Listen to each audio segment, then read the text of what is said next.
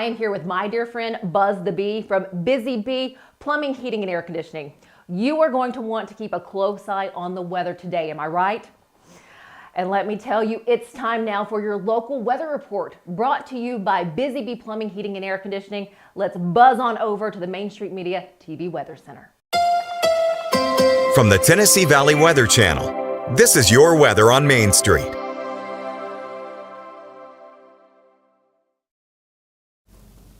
Well, good Thursday morning. Taylor Plott here from the Tennessee Valley Weather Center. Here's a look at your latest forecast across the entirety of central Tennessee. A few showers are possible throughout the day on Thursday. I don't think anything is going to be overly heavy. Temperature-wise, getting back up into the middle 70s across the area. Thursday evening, mostly clear at that point. Temperatures will be dropping back down into the 60s and 50s. And by the time we wake up on your Friday morning, maybe an outside chance at a shower, but I think most places are dry for your Thursday. Here's your latest 7-day forecast. We are watching Easter. I think for the majority of the area we are dry. Our main focus will be late Sunday into early Monday. So again, your Easter services on Sunday, I think you're pretty good to go. Showers and storms definitely get back into the forecast though Monday and Tuesday. Thank you for that update. Tune in each day on Mornings on Main Street for an up-to-date weather report brought to you by Busy Bee Plumbing, Heating, and Air Conditioning. All of their contact information is below. Have a great day. Good morning, Stefanie. Good morning. Hi, kids. A hot tea.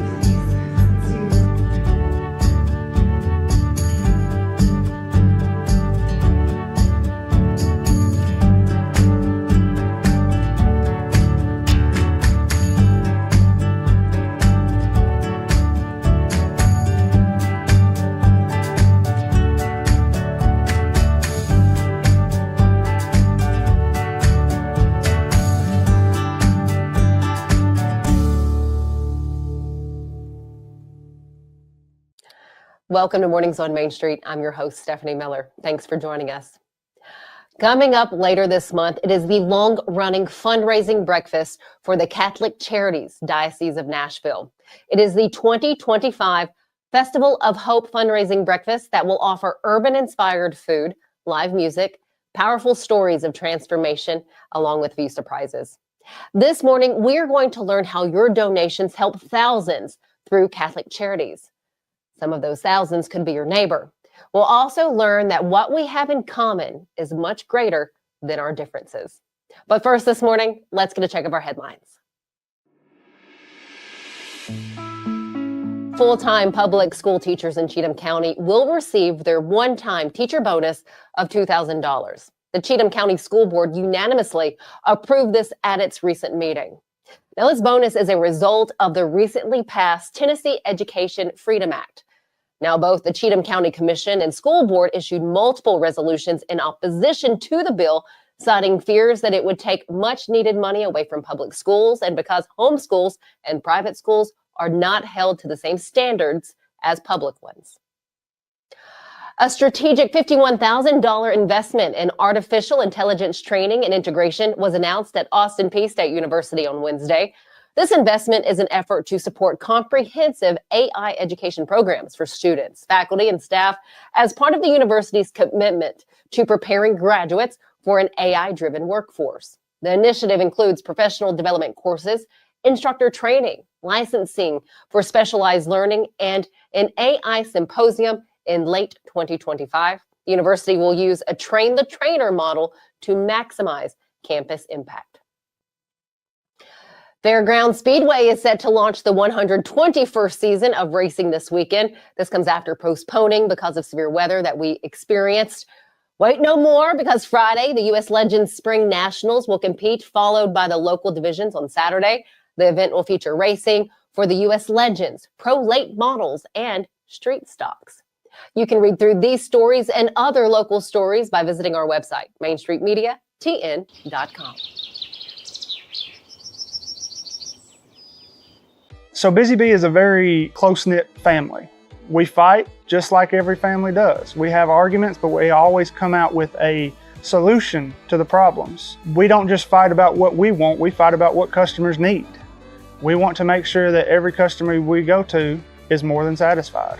And that doesn't just start whenever we show up at their door. That starts when we show up every day at work. We want to make sure that we are serving our customers to the best of our ability. Step into the Lionel retail store at Opry Mills, Nashville, and you'll be captivated by all the magic of the 123-year history of Lionel trains. Whether you're already a train enthusiast or just getting started, Lionel will energize your love for trains. NASCAR fan? Come check out your local Lionel station to learn all there is to know about model trains and die-cast NASCAR collectibles. Visit nashville.lionel.com or call 615-455-9399.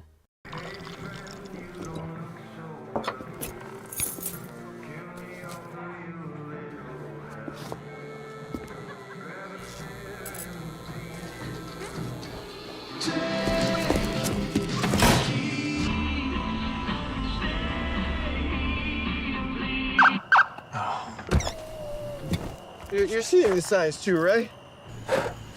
What signs? Welcome back. Catholic Charities, Diocese of Nashville is gearing up for its 2025 Festival of Hope fundraising breakfast. Money raised will go to serve thousands in our area. Judy Orr, the executive director of Catholic Charities, says that the assistance is done through a holistic program known as the 3 E's: emergency assistance, emotional support, and employment services. Through the 8 locations for Catholic Charities, an estimated 26,000 people are helped annually. That's a pretty high number. Many nonprofits that you might speak to are helping several thousand perhaps, but because of the fact that we are aligned with the 38 counties in Middle Tennessee, that's the Diocese of Nashville, that gives us, a much broader reach. And we're also connected in with the whole Catholic parish network system. So there's Catholic churches in most of the 38 counties of Middle Tennessee. For those who may not be aware, talk to us about the changing in times, because again, we're seeing just a lot of things happening right now when it comes to immigrants coming in. And what are you seeing? Yeah. How does that change? Yeah, so we are one of many across the country who are federal contractors, and so we work with legal immigrants, and this refugee program has been in place since 1980. It was created from congressional action, and there are very strict rules about it. In fact, it's one of the many reimbursement grants. So what we see happening is the president made an executive order to pause new admissions. In the state of Tennessee, there might be 2,000 in a busy year, and that's not just my agency, but across the whole state, 2,000 people coming in. So it's very small numbers compared to what most people perceive. But in the case of where we are now, new admissions are paused, and we are still working through cases that we took ahead of Inauguration Day. Those people have anywhere from 6 to 12 months to get settled, and so the obligation we have as a contractor is to get them on their feet, paying their own bills by the time they are here. Usually it's about 8 months. I have a question to follow up as far as like success stories, but with this being paused, for those who are coming in who would like to be legal immigrants in the United States, how challenging is it for them to not be able to go through the process that they're dreaming of? Oh, it's extremely challenging. This is a very, very comprehensive vetting process that a person in a foreign country has to go through. They have to apply for refugee status, and this can take multiple years. And in some cases, they literally are living in refugee camps, awaiting a decision about their case. The vetting is so intensive that if there is any question that this person should not come to the United States, they won't be admitted. And so there are many who, as you pointed out, were ready to come, and when they made the pause, that they couldn't come. So yes, it's often the case that people are being reunited with family members that are already here. So this is a really heartbreaking situation for those families. And of course, don't forget that many of the people who were granted refugee status are folks who did help the United States government, like in the case of Afghanistan several years ago. Talk to us about some of those success stories and what you've seen and what you've heard. Well, the truth is this program has an amazing track record. Virtually everyone is able to become self-sufficient by the end of 12 months. And so we have very intensive staff case management where we help people to get employment and just make sure that all of the connections they need to make in the community get made so that they can become successful.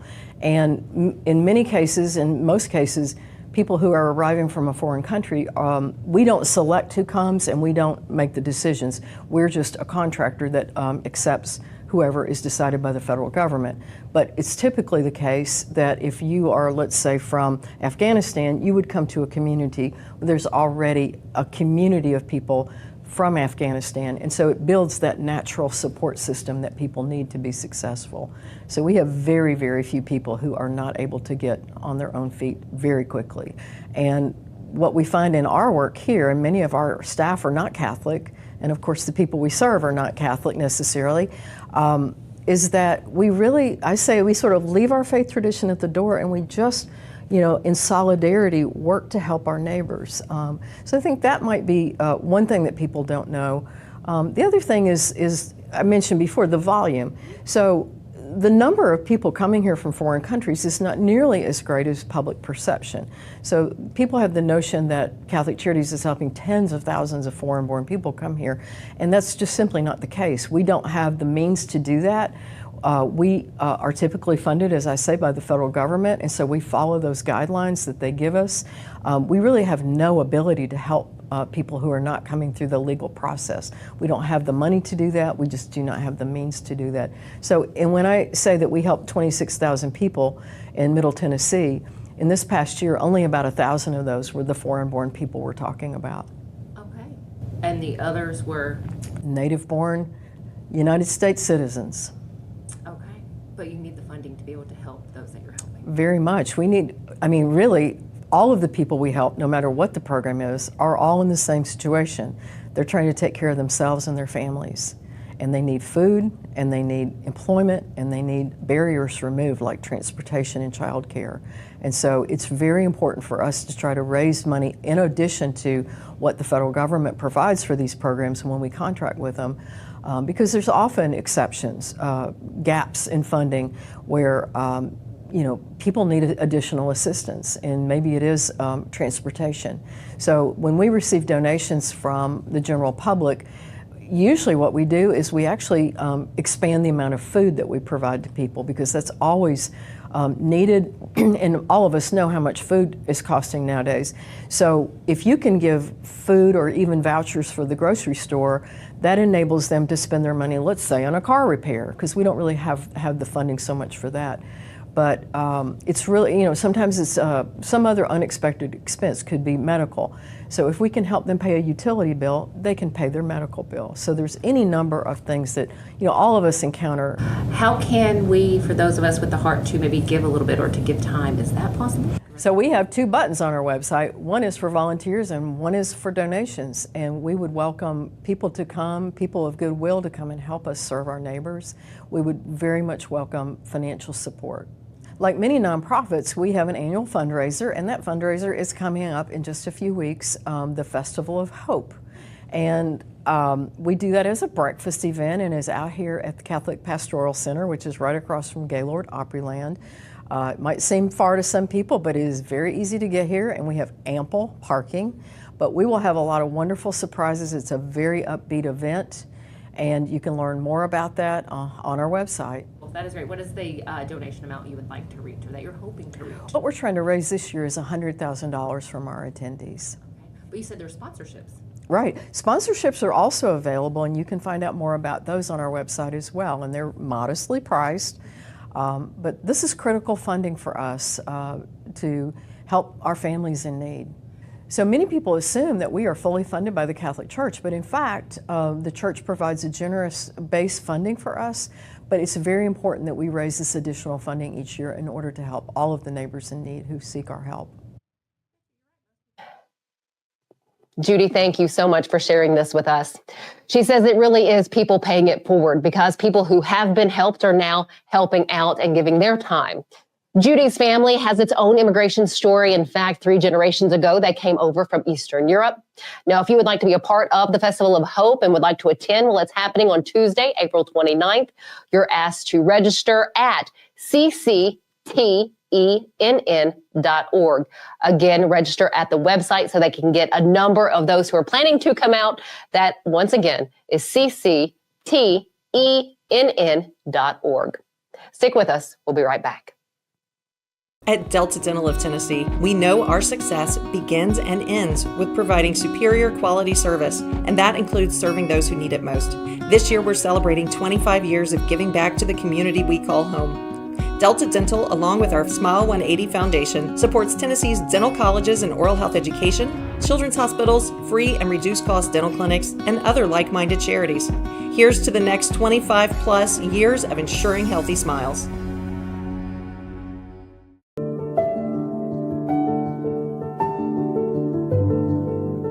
Welcome to the Omni Nashville Hotel. Urban elegance with a vintage touch. Our 800-room hotel opened up in the fall of 2013 with 746 guest rooms and 54 suites.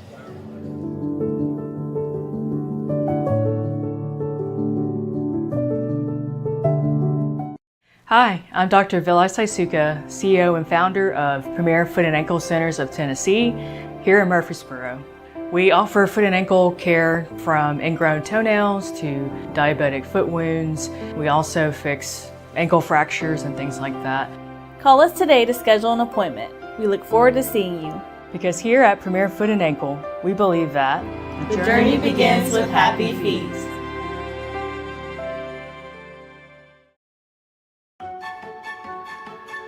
So, you want to be a part of the Busy Bee team, huh?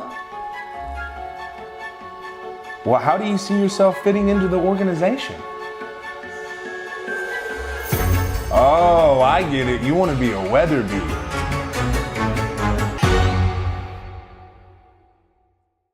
Thank you so much for joining us. We'll see you back here tomorrow morning.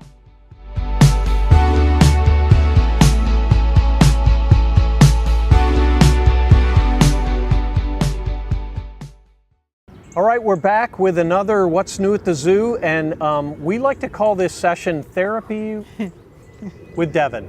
It's another episode where we get to introduce her to another snake, because we know Yet that another snake. Devin loves snakes, so this is therapy for her. This constant exposure is kind of bringing her closer to the wonder that is snakes. You're pretty. I still don't want you as a pet.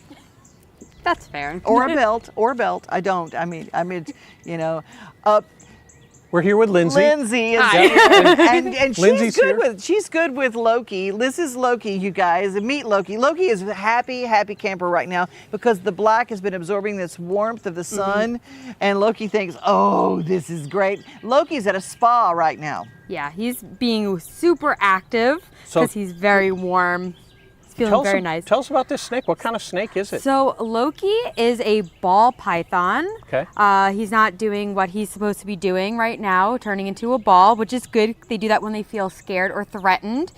They kind of do it very similar to an armadillo, where they curl up so they could cover their head and their vital organs. Wow. And that's why they're called ball pythons. And that's why they're called I didn't know they did that. Wow, you learn something new every day. Another interesting thing about these guys is that they're also nicknamed the royal python because they were actually worn as living jewelry by chieftains in Africa. Wow. They are notorious for, rolling up in the ball and wrapping around people's wrists for bracelets and necks for necklaces. So, and they would be alive, and that would be a sign of kind of wealth and power. Gotcha. And crazy. And that's just, whoa. So what, in their native habitat, where do they live in trees? Do they live on the ground? Tell me a little bit about their habitat. They are living mostly on the ground. Males and females are different sizes. Loki is a male, so he's a little bit smaller. He could get 4 to... Loki, what are we doing? He could get 3 he to said, there's 4 an armpit, feet. I'm going in there. While females can get a little bit bigger, almost up to 6 feet. Okay. So males can be found a little semi-arboreal, so they can be found up in trees. If you would like to watch this show and others, be sure to download our mobile app, Main Street Media TV Mobile. You can also find our programs on streaming services that include Apple, Amazon, and Roku, as well as on YouTube, social media, and MainStreetMediaTV.com.